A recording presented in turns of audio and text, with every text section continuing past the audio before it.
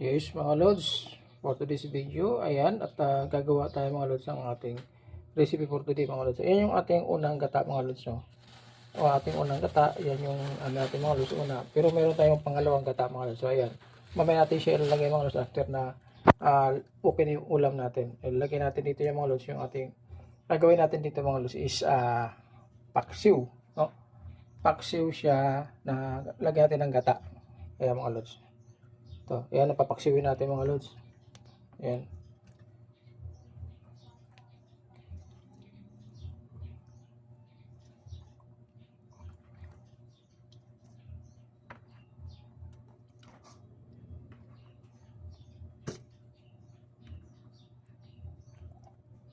Ayan.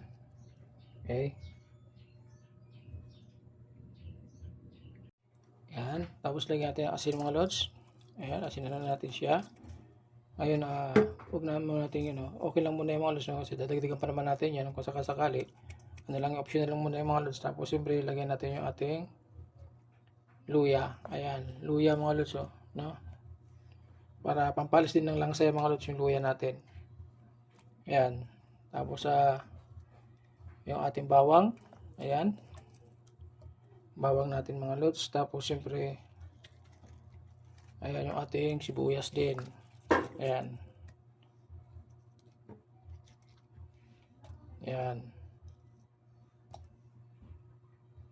At siyempre mga lods, no, sa akin mga lods, depende na sa inyo. Ako gusto ko lagyan ng kamatis mga lods, no, para kakaiba naman. Yan. Lalagyan natin siya ng kamatis mga lods, no. Ayan. Tapos siyempre mga lods, lagyan na rin natin siya ng ayan, yung ating seasoning. Ayan. Ayan. Okay. Tapos siyempre mga lods, lagay natin yung ating sili. Ayan, siling haba mga lods, no. Ayan, para okay na siya. At siyempre yung ating ano bang mga lods, no. Lagyan na natin ng paminta. Durog nga lang nilagay ko mga lods sa paminta. Ayan. Durog lang yan. At ilagay na rin natin mga lods yung ating suka. Ayan.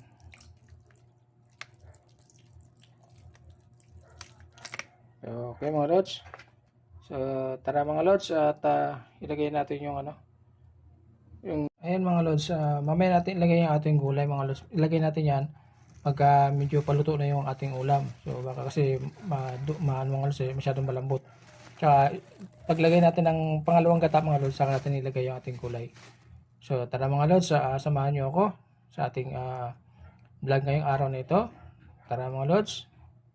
Ito na siya mga lods, yung ating paksiw na gata mga lods. So ayan, patuyuin natin ng konti mga lods. Tapos ilagay natin yung ating unang gata mga lods, para maglapot-lapot siya ng konti.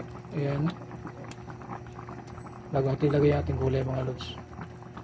So ayan mga lods. Okay, hintay lang tayo mga ilang minuto lang. Ayan. So okay na siya. Ito na mga lods. Pero siyempre mga lods, bago natin lagay yung gulay natin, yung unang gata, tikman muna natin siya.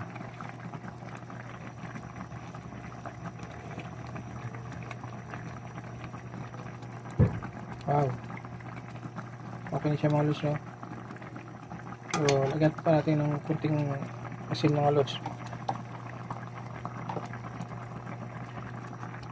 Ayan. Ating kunting asin. Bago natin ilagay yung ating Ayan. Ito na mga lods, ilagyan na natin. Ayan.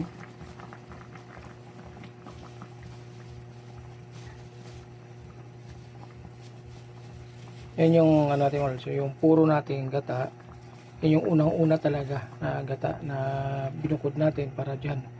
Para medyo lumapot yung ating sabaw mga lods. Ayan. Ayan. Tapos ilagay na rin natin yung ating gulay mga lods.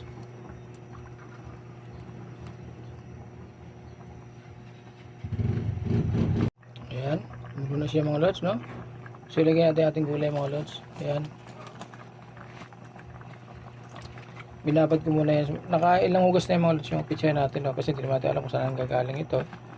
Pero although gulay siya, pero siyempre mga lods, ilang ugas na yan. Tapos binabad ko pa siya bago natin ilagay dito mga lods, no? Ayan. Para siyempre mga lods, kinakain natin yan.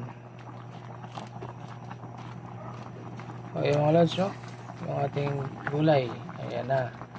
So maghintay-hintay na lang muna tayo mga lods hanggang sa ito ay maluto. Okay? Ito na mga lods ang ating recipe for the siyempre tikman muna natin mga lods, no? Yung ating recipe. Ayan. Bago natin desisyonan. Wow! Suabe mga lods. So ayan. Thank you very much mga lods. Thank you for watching. God bless po. Bye bye mga lods.